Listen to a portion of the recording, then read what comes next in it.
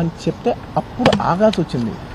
Sir నాకు ఒక్కటే విషయం చెప్తా సార్, ఎవరో వైజాగ్లో చనిపోతేనో లేకపోతే చనిపోతున్నారంటేనో, లేదంటే విజయవాడలో చనిపోతున్నారంటే ఒక పెద్ద ఆవిడంటేనో, లేదంటే చిరంజీవి గారి ఫ్యాన్స్ మన నూర్బాయ్ లాంటి వాళ్ళు, లేదంటే కళ్యాణ్ గారి ఫ్యాన్స్ మన ఎవరో అంటేనే వాళ్ళందరికీ నేను వెళ్ళి పర్సనల్ సార్ ఇక్కడి నుంచి విజయవాడ వెళ్ళాను సార్ ఎవరినో కలవటానికి, ఒక లేడీని, ఒక వైజాగ్ వెళ్ళాను ఇక్కడి నుంచి ఎక్కడో ఉప్పలు ఉంటే ఎక్కడో దాటుంటే అక్కడికో వెళ్ళాను. అలాంటిది నా ఓన్ ఫ్యాన్స్, నాకు నా ఫ్యాన్స్ అంటే ఎంత ఇష్టం మీ అందరికీ తెలుసు.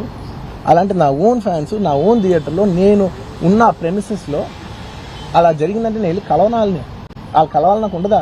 అది మినిమం కదా. అసలు ఎవడైనా వెళ్ళి కలుస్తుంది, ఎందుకు కలవను నేను కలవపోవడానికి ఓన్లీ రీజన్ ఏంటంటే I'm legally I'm tired, I can't go.